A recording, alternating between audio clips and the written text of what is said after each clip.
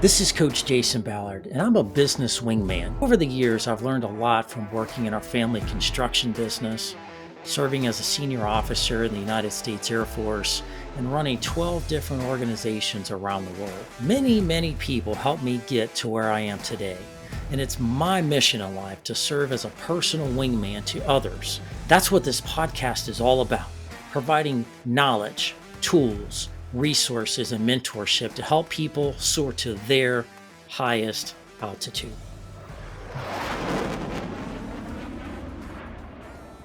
And welcome back to the Soar Higher podcast. This is your host, Coach Jason Ballard. It's a real privilege to be with you today. Got another great show for you. Today, we're going to be talking about something really cool and exciting, something that I really love, and that is how to turn business chaos into a smooth running organization.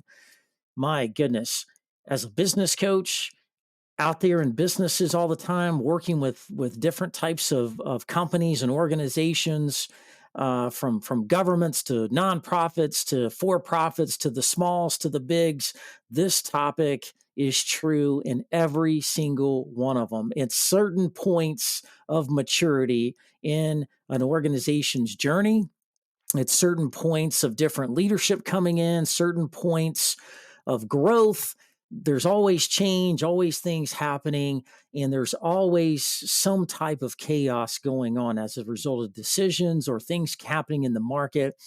And it doesn't take long for things to get kind of crazy and hectic. And so today we're talking to an expert that works with businesses to prevent this. But even if it does happen, how to help them through it, get on the other side of it so they can be more successful. Today, I want to introduce our wonderful guest, Bill Simmons. Let me tell you just a quick minute about Bill. Bill is the founder and CEO of Thrive Business Operations, which is a fractional COO company that helps businesses get unstuck, helps them thrive, and take their vision to reality. So welcome to the show, Bill. Real privileged to have you today. Well, thank you, my friend. I'm real excited, Jason, to be with you today, and I've been looking forward to our conversation. Yeah, it's I think prudent at this time of year. You know, we're into December. We're a few weeks out from Christmas, and this is the time of year where people normally will kind of evaluate things. You know, how did this year go? Mm-hmm. Did we do all the things we wanted to do, set forth to do? Where are the things that we maybe fell short of? What worked? What didn't work? And they kind of do end of year kind of close out on the inventory, on the budgets, on the performance appraisals and bonuses and Christmas parties and all that kind of stuff. And they close it all out and start again and do it all again in January. But this is the time of year, Bill, where I think what you do is critical because it's a time to self-reflect and ask yourself, why aren't we retaining our people? Why aren't we growing at the rate we want to grow? And then they have to turn internally and they discover many things are going on. And then they turn to folks like you. So tell us a little bit about you and what you do and about Thrive and how you kind of got into that in your journey. Yeah. Well, first of all, I appreciate that. Definitely this is a season where people are winding down at one level and winding up at another level, right? Yep. And if you are a business owner and an entrepreneur, you always live with what I call a little bit of necessary tension between being satisfied and being frustrated all at the same time, right? And we're really good at never really scoring because we're always moving the goalpost, right? We reach a certain goal and we're moving it down the line. And so, our company, I started in 2006. As many people have, I started out as a solopreneur or single shingle, as they call them, where I was, really providing outsourced executive leadership to a variety of types of organizations and businesses. And through our years, we have refined that. And today, I'm proud to say we're a small firm. It's no longer just the Bill Simmons show. I have a business partner named Kai Bailey, who we work together to lead our team to provide fractional COO, Chief Operating Officer services to small and medium-sized businesses. And, we work alongside business owners who have a vision that they feel their operations can't keep up with, right? It's like I have this vision, but people just aren't, not filling in the gaps. The processes aren't delivering, the people aren't delivering. And that doesn't mean you have bad people, you have bad processes, but it does mean there may be some things that aren't as efficient, effective, or communicated the way that it needs to be. And our goal is to come alongside and roll up our sleeves. We don't profess to be coaches and consultants. We'll do some coaching and consulting as a part of the engagement, but that's not what you're purchasing from us. That's not our service. Our service is to roll up our sleeves and be a part of your team. And we deliver that through a system we call the Thrive Ops Cycle. It's a business operating system. There's many of them out there. I know we're on video, so I'll grab them where people can see it. I have 5 books right here that actually, I think, all say the exact same thing, right? Yep. And that is to run your business 90 days at a time. And they all provide different business operating systems. And people might be very familiar with EOS or Traction and the scaling up, the 12-week year, things like that. Ours is the Thrive Ops Cycle. It's a mix of our experiences and best use tools that we've used in the past to help bring quarterly objectives so that we can have quarterly sprints. We think business is a marathon of sprints, and those sprints are done in 90-day cycles, right? The quarter. Yep. And so how do we really drive high execution and get things done in your business? So we're excited about being partners to really move the company along in how we service that client to have a fulfilled vision to reach their revenue goals. Wow. I love the iterative nature of this and kind of the step-by-step approach, because that in this fast-paced world that we live in, people are just overwhelmed with information and things going on, things that are changing, that are in or out of their control.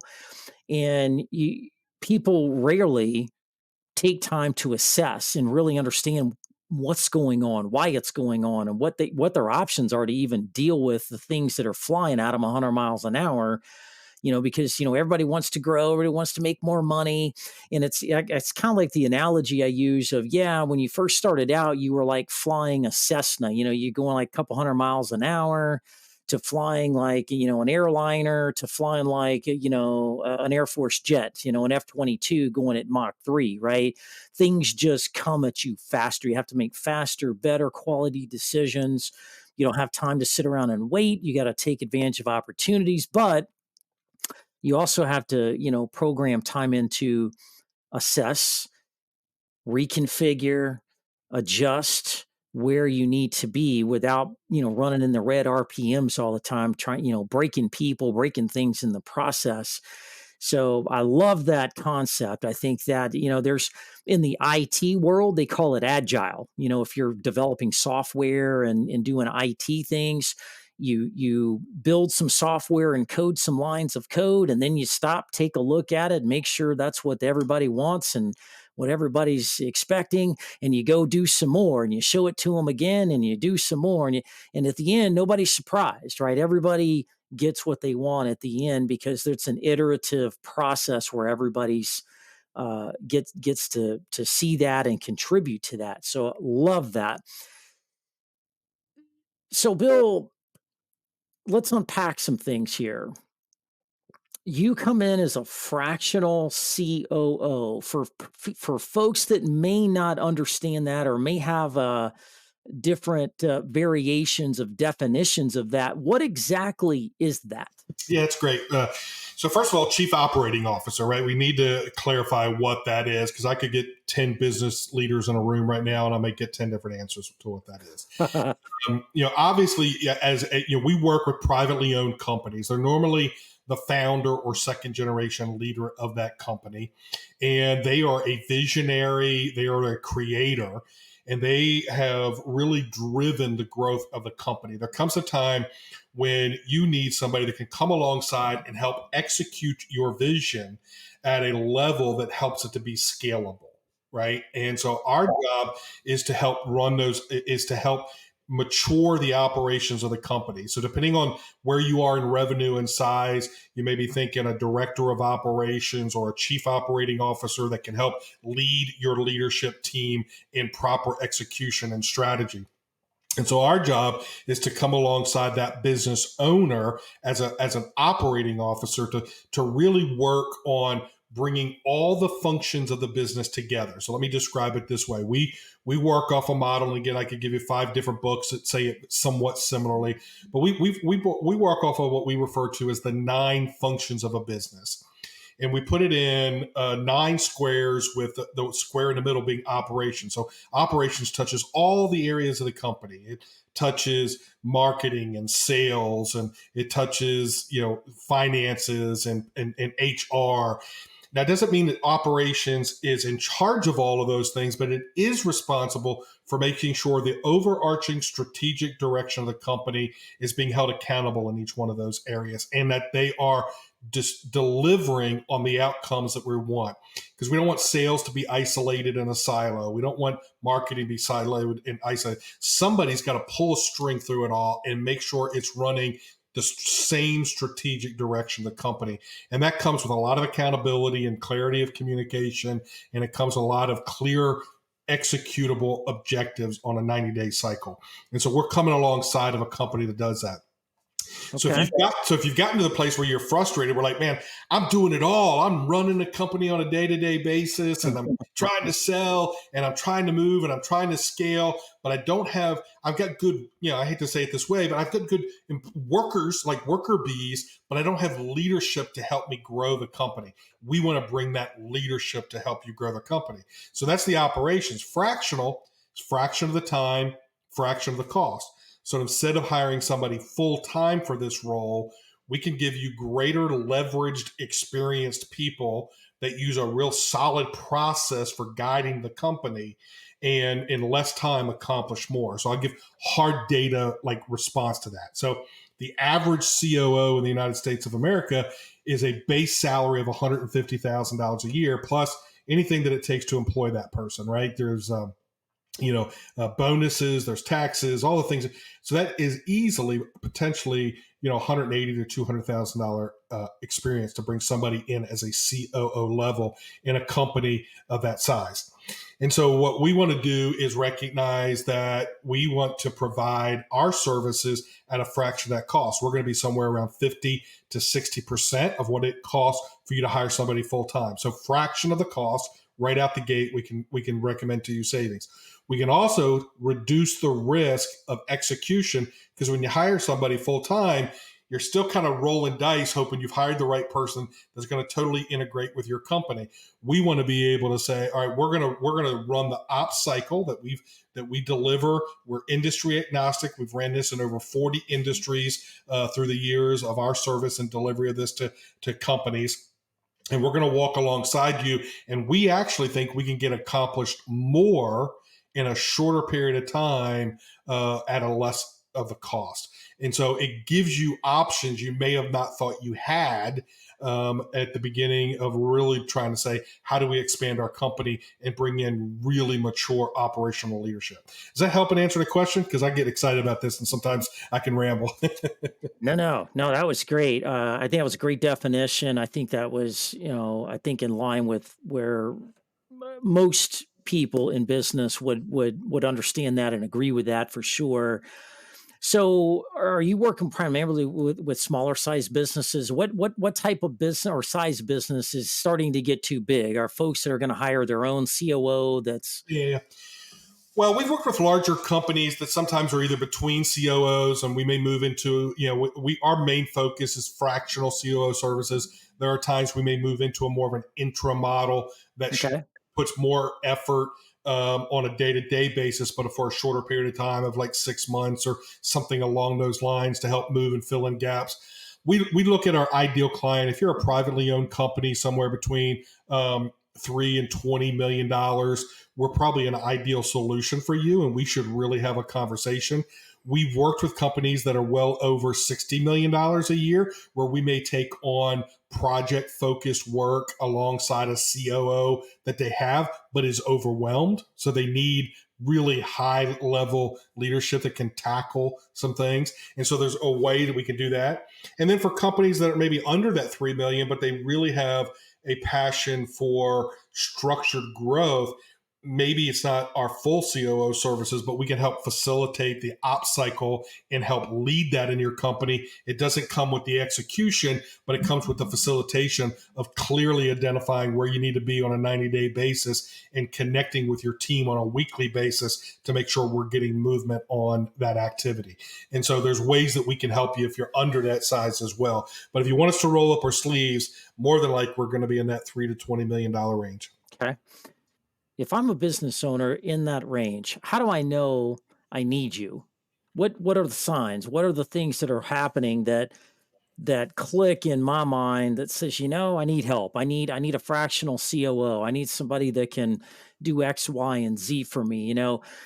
When I coach people, Bill, when you're talking about where they are in their business life cycle, there's something called the sigmoid curve, right? And there's little milestone markers along the sigmoid curve. And one of those major markers that I see is something called the founder's trap, or the kind of the leadership trap. Whoever the boss is, the owner, the entrepreneur, the COO or CEO, or whatever that may be, where too many things centered around them. Yeah. They are the blockage. They are the point of point of failure, right?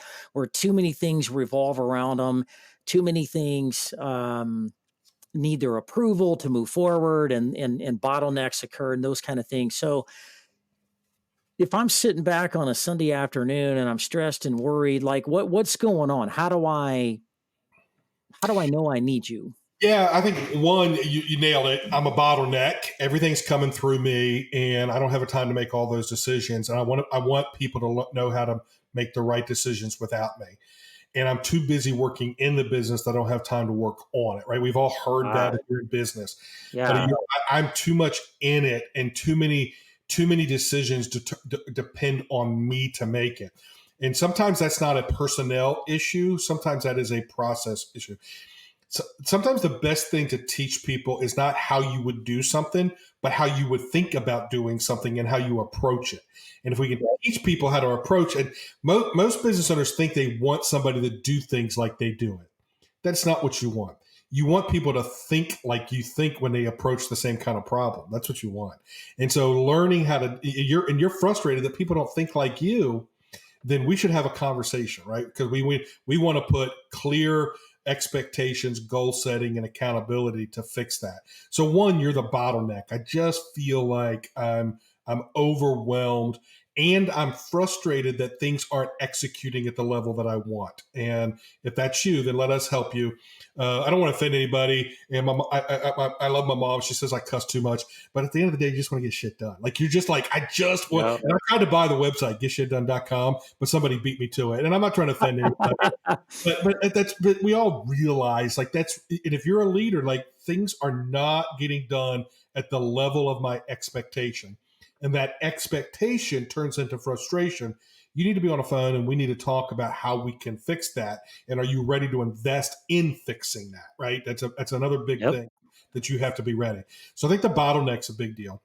I used the phrase earlier that if you have a vision that you feel like your operations can't keep up with, then we don't want to drag you down into the operations. We want to lift the operations up to your vision, right? Yep. Well, you're great at being a visionary. Be the visionary, be the creator, be the rainmaker. Let somebody else who's going to buy into what you're doing understand the culture of what you're trying to create and help them build that operation to meet and maybe even exceed your vision, right? And I think good visionaries are always going to have that gap. You don't close the gap, but we can shrink the gap. So if you're a bottleneck, if you're frustrated, and if you're at a place where that gap is there frustrating you, we definitely should have that conversation. Something, Bill, that I've seen on a regular basis, and you're kind of touching on it here, is not every owner, entrepreneur, or CEO really understands all the dynamics of business they need to understand. Yeah, they may have the brilliant ideas and the innovative, creative things to put awesome products and services out there on the street that people will love and adore, but that doesn't make you a good CEO. It makes you a good idea person, right? And when you can recognize, who you are, where you are, what your greatest contributions to the group really are, and then stay in that lane and let other experts that know how to do operations, customer support, marketing, sales, whatever, all those other things. It's being able to let go, being able to let go of the control of those things and let real true experts run those types of things. I've seen it many, many times, been in those situations many times where where the owner, the decision maker is brilliant. And man, they are really smart about a lot of things in business and how to go to the market and how to, push and get their stuff in front of the right people and make sales and generate some revenue and excitement and get people hired and start the growth process. But then they say things like, yeah, man, we really need to grow. Oh, we need to add more people and we need to do this in a repetitive manner and we need to be able to scale this. And you're like, yeah, that's great, but we need a way to systemize this where all the people doing the work every day have a standard way of doing that work every day, and probably need some processes so people will come and go when they come into the company. And when you say the word processes or structure or some of these icky words, those kind of people are like, whoa, whoa, whoa, whoa. Yeah. So I Processes. always What are say, you talking about? No, no, no, no, no. We're innovative. We're nimble. We're like, and they don't want to let go of the startup mentality, right? right, you got to find the balance that how do you keep that nature? And what I find is what makes visionaries and creators great visionaries and creators is they are rule breakers. Yep. But they wanted, but scalability is about putting structure. And I don't like the word rules. I hate the word rules. I don't like rules. But we have to put guidelines. We have to put expectations in place. And so my thing is, let's keep you above the fray as the CEO and build a structure around you that manages that structure. Because the problem is that if you take that person who may even recognize, hey, I'm a creator. I don't want to. I don't want to really follow those rules, but I know my company needs these rules to move forward. Then my thing is, then you are the last person to be one building the processes and two holding people accountable to them. Because deep down inside of you, it's a tension. We got to keep you above the Yep. fray so you can stay the rule breaker, right? And that's okay. We don't want forced conformity among all the roles of the company. We want to be able to let you succeed and build a company that can meet you where your vision is. Yeah. Now, well said. Well said. Um, so in addition to some of these types of struggles, what is your approach in how you come into a company? You meet with an owner, they're looking to grow, they're looking to go from 5 million to 10 million. They don't have enough leaders on the team. They haven't invested or developed in some of their people to build them up to that level. Things are taking off. They need some instant leadership, experienced leadership. So what is your approach in coming into a company and I'll say taking over, but inserting yourself as the fractional COO, Yeah, starting to make decisions, rolling up your sleeves, working with the team, because in essence, these people have a new leader they have to work with and answer to in you for a period of time, right? yeah, yeah. And it depends on the structure of the company. We may not necessarily, we may come in with some responsibility, but quote unquote no authority. We're working alongside of people to help move them forward, or we may take on an authoritative role. It just depends on how the engagement works itself out. With that said, great question. When I referred to the Thrive Op cycle earlier, it's a 5-phase process on how we deliver fractional COO services. And I want to stop right there, because if somebody was not familiar with fractional COO and all of a sudden you start to Google it, so I'm going to go check this out, man, I might be able to use an operating person. There's going to be a lot of opportunities out there, maybe more than you even realize is in the marketplace. I want to tell you right now that if we get a chance to have a conversation with you, that's great. We applaud you if you investigate other options. But I will tell you this, one thing that needs to set apart: don't ask somebody to come in with competency to be a COO in your company if they don't have a process on how they're going to deliver the service. Like, don't hire just competency, hire somebody who's going to bring a process with them. So when we serve you as a fractional COO, we have a 5-step process. We've learned through trial and error, and when we've made compromises, we've always regretted. We do start with strategy, even though I know that is a business overused word. But Mm-hmm. you'll see on me, if you're watching on the video, strategy, execution, results. We think strategy should be a living document. And we believe we start every engagement working through a strategic plan. It may be some things you've already worked through that we want to understand, because we cannot represent your company if we don't have a clear understanding of, one, the culture you're trying to create, so we can help replicate that culture. We're not trying to bring in the culture of Thrive into your business. Thrive needs to understand your culture and help grow the company on that basis. So that part of that strategic advance is for us to understand that. We do want to recognize where your vision is, and vision is getting shorter now, Jason, right? It used to be, where do you want to be in 10 years? COVID killed that. Where do you want to be in 5 years? I think COVID killed 5 years. I'll be honest. This may change in the future, but 3 years is a long stretch right now for me to think about where I want my company to be in 3 years from now. And so, but having a vision of where that wants to be, and then turning that into execution of clear, concise goals for 1 year as a part of that strategic plan, understanding objectives. I know OKR is very popular in the business community, outcomes, or objectives, and key results. Instead of objectives, I like outcomes. Like, what to me, Yep. that's what OKR is. What are the outcomes we want in the next 90 days? So it starts with that strategic advance, so we can be in agreement and alignment with you as a business owner of the culture we're helping you represent and the direction we're going to go. That's number one. The second phase is what we call the deep dive. And during the deep dive, we want quick wins. We want to build relationships with your team, and we want to understand your tools, right? Those are two big things. Who are the players? What are who's on the team? How do we help them have some quick clarity of wins for them, and then tools and most of the time, Jason, I'm sure you see this all the time.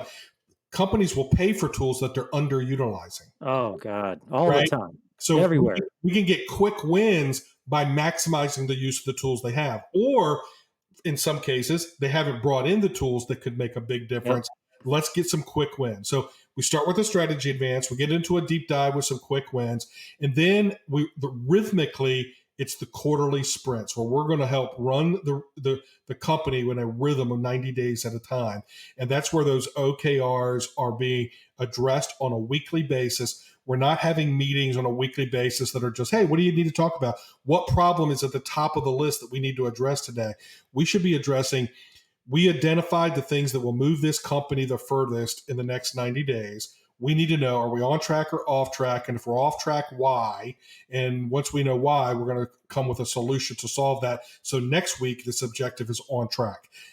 Wow, Bill, I like the sound of that, right? I get that, so, but the business owner sometimes, because they're a visionary, is the worst person to help that accountability. So we drive that on a weekly basis. So that's the first 3 phases of the ops cycle. I can talk more about it, but if you're saying, how does an engagement start? It starts with those 3 phases of our ops cycle, and we're going to drive that. So we're not coming in having guesswork and you're trying to figure out how to use us.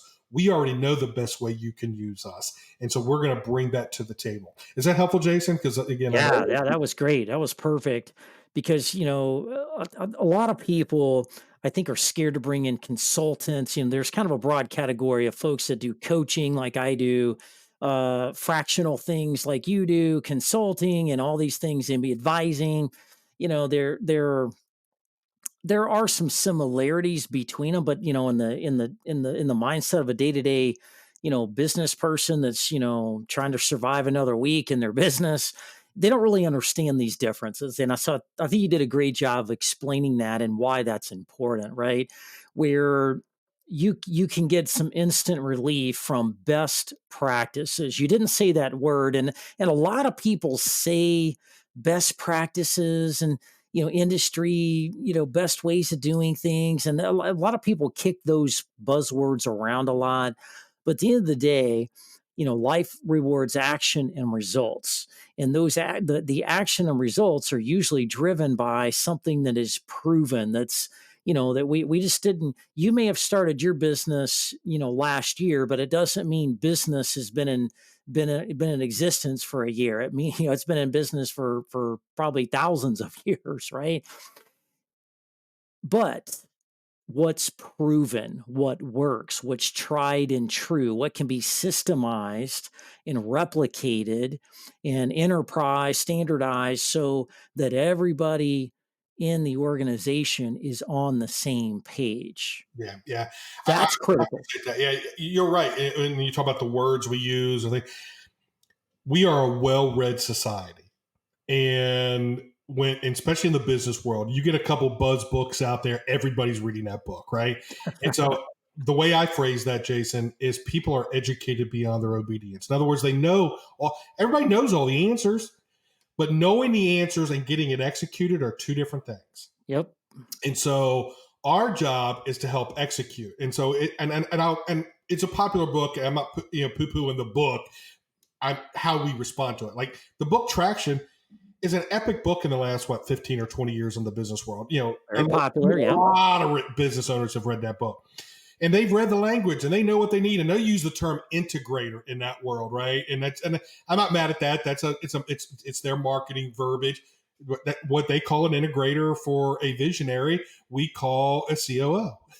So it's very similar. But what happens is people will read that book, and I'll have conversations with them. They know the answers to the questions, but they're still not getting things executed. So Yep. for every 1,000 people who read the book, maybe 5 printed the strategy worksheet. Out of the 5 that printed it, maybe 3 filled it in halfway, and maybe 1 actually had a conversation with their team about it. Now, I'm not minimizing it because it's great information. We want to help you take that knowledge and say, okay, I affirm that this is the way I want my business to run. Now I'm going to bring somebody in to help me do it and actually execute it Right. rather than just have knowledge that I read, educated beyond my obedience.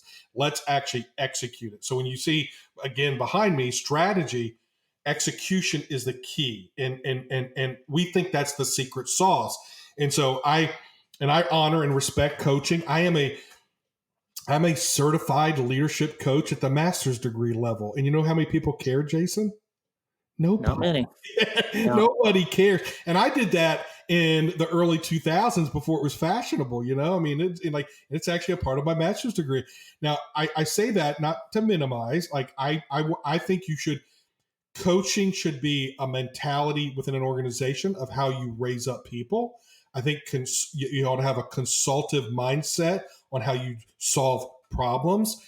But at the end of the day, we want to take it one step further and not just be an instrument and a voice of helping you see things differently, but actually help participate in the execution.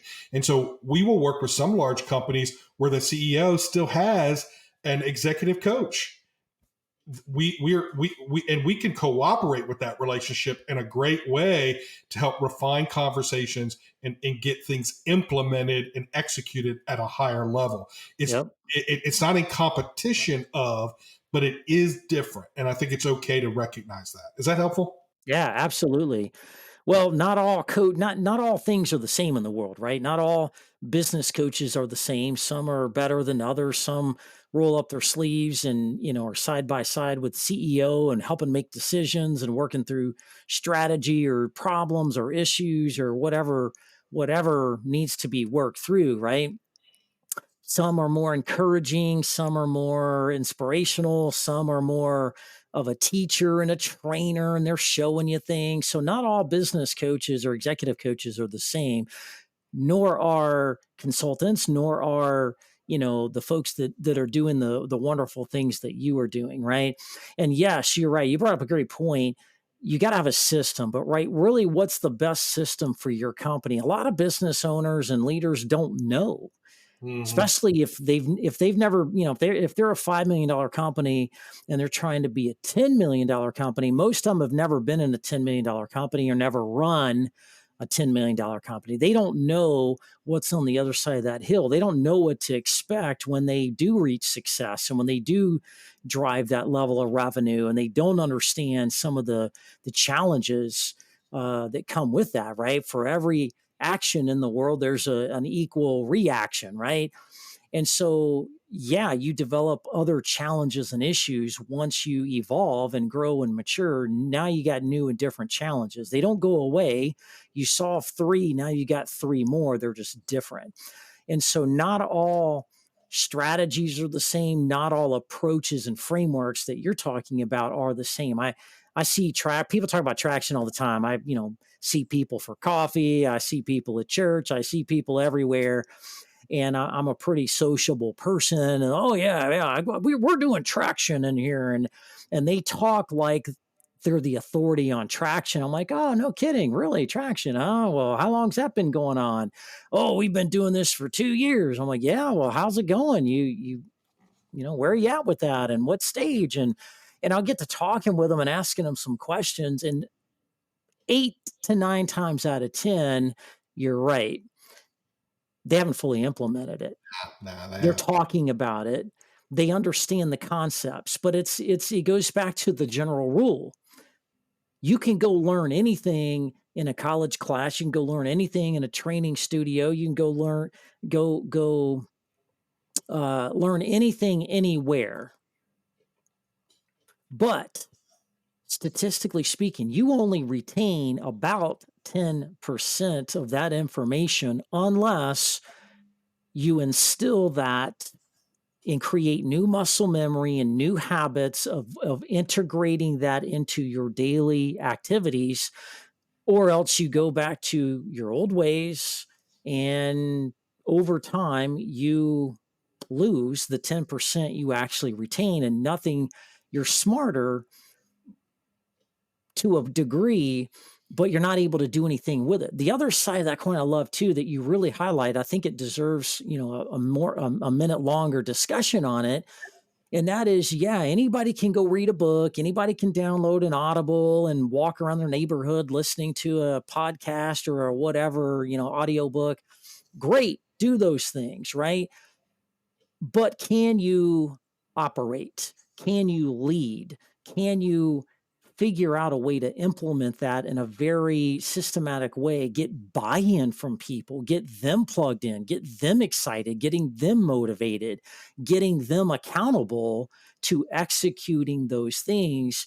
And a lot of people struggle with that. So I'm glad you're doing what you're doing, because we probably need to talk more after the show, because where I see people, I'll give them, we'll come to terms and agreements on next steps and best practices to move forward. I'll give them the formula, hand it all to them on a silver platter, and then they fail to execute it. Right. And it takes longer because I have to roll up my sleeves and help them do that, which is okay, but you're best suited to roll up your sleeves and do that, because that's what you're the expert, because you do this every day. Man, I love to be able to work with somebody like you that can take these things and actually go execute them, because a lot of folks like me, we coach people all over the world. Hmm. You can't physically go there. You can't do everything for everybody all the time. They have to figure out some solutions. So Yeah, I love it, Bill. that's one of the reasons we love being a firm, because there's only so much of one person. And when I really started having a vision for being a firm model in delivering a service, I think we were maybe a little bit ahead of the curve. And and again, it's a very niched and unique. I call it a micro assignment, right? In a little bit of a way. But when we are able to, you know, for lack of a better term, productize how we deliver the service. Now we have a team of people that are going to work together, and you're looking for a unicorn, but you can't find a unicorn. Mm-mm. We don't have any unicorns on our team, but our team together is a unicorn, and we can just about I'm confident we can find a solution for just about anything that you're facing as a result of our team being able to work together. So that's another powerful reason that having a conversation with us compared to maybe working with somebody that hey, it's a retired COO. And I'm not minimizing that, but I've seen it also not work where you get a retired COO who worked for some company that was $200 million a year in revenue and had 1,000 employees or whatever the number was. And then they come and try to work with a company that's 10 million. And you think, wow, Doesn't work. they can't do it. I'm not trying to be mean about it, Jason, but it's hard to step down because it's just conceptually a different type of organization. So you need to be careful on how They're you too far removed.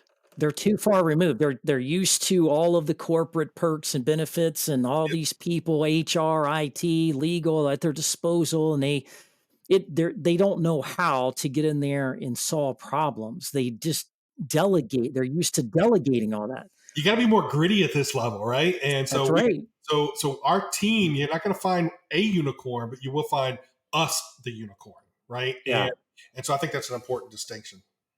Yeah, I love that. And I think that that adds more value to people, right? When you bring in different people from, different perspectives, all kind of coming together for a common cause. I mean, at the end of the day, last time I checked, when all the companies that I've run, all the things that I've helped people do, at the end of the day, business is really easy. What are you in the business of? Why is that important? Who do you serve? And how do you align your resources? That's people, systems, processes, or whatever, equipment, inventory. How do you best align and structure those resources in a synergetic manner to the best of your ability to get maximum output, maximum potential achieved, right? And that's the magic formula. And that's where I think people struggle the most.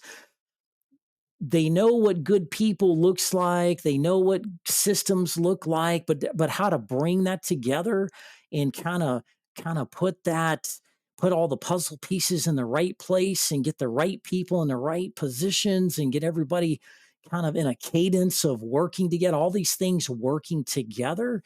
Very few people are good at doing that. And I think that is certainly one of the most powerful things that you bring to the table and value, and why I think people could greatly benefit from what you do.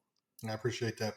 Well, that's what we want to do. And I haven't said it yet, so I think it's a great place to start landing the plane. Is that ultimately our purpose statement as a company is serving people, solving problems, right? And I so love it. where you are as a business owner, where you are as a business, we believe that every problem has a solution. And not only does it have a solution, it probably has multiple solutions. So we're going to approach it that direction. But we want to serve people and solve problems. How can we serve you? How do we serve your team? And how do we jump to the solution side of every problem?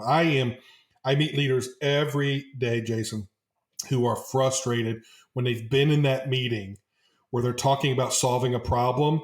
And all of a sudden they have that deja vu moment like, hold on, I feel like I've been in this moment before.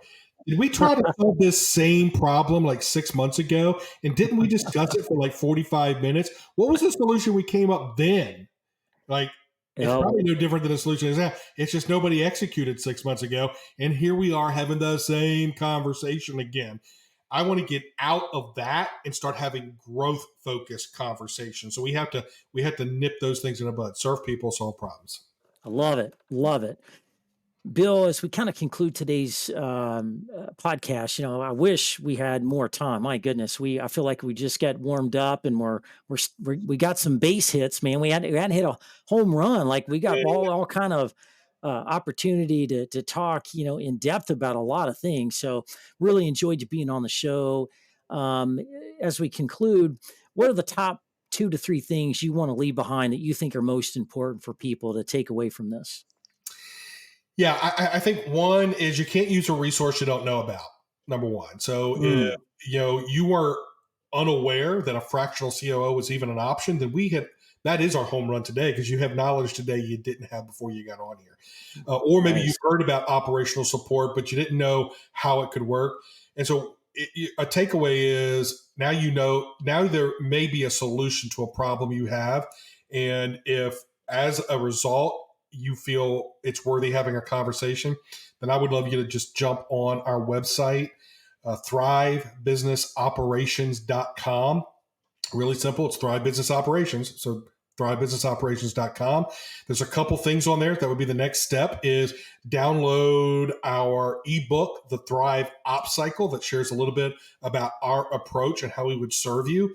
And not necessarily in order, but along with that, there's a link there to our calendar, and you can schedule an appointment with us, and we would love to have a conversation. So, takeaway is there's a resource you didn't know about. Visit and get the ebook. And three, let's have a conversation. Let's get on each other's calendar. And I always say I suck at sales, but I'm great at conversations. If we can serve you and you see it, it takes care of itself. I'm not in the business of hard selling, but I am in the business of getting shit done. So if you want that to happen, let's do I it. love it. Awesome, Bill. Well, yeah, as we wrap up, Bill, if people want to learn more, you mentioned your website, you mentioned a couple of things that people can go look at and research. If people want to talk to you, get on your calendar, ask questions, what's the best way for them to contact you? Well, yeah, the website will get you to the calendar link really quickly, but on any social media platform you would use, you can find Bill Simmons Live, Live. So whether that's LinkedIn, Instagram, Facebook, if you search Bill Simmons Live, you'll find me. Let's connect. You could use any of those messaging platforms, and I'll find you, and I will respond to you. But you can do a quick direct line to the appointment from the website. Awesome. Thank you so much. We're going to put all that information in the show notes as well, so it's kind of hard coded into the episode. So if people are driving down the road, listening to it on a Monday morning, and they can't write all this stuff down, it's going to be documented. You can just go to this particular podcast, pull it up, and all the information's there. You can plug it and play it, and go right to Bill and his team. And I highly encourage you. You know, if you're frustrated, if you're not moving as fast or as far as you want to go, if things are sluggish, if you're feeling stuck and you're feeling deja vu and you're feeling things aren't going as well as they should be, as you dreamed of them to be in your organization, absolutely connect with Bill. He's a first class act and can certainly help jumpstart some things in your company and start turning some things around and taking you to that next level, which is, everybody wants to win. So, Bill, thanks for all that you're doing to help people out there make a difference in their life. That's it for today's show. That's it for today. Hope you have a great week, everybody.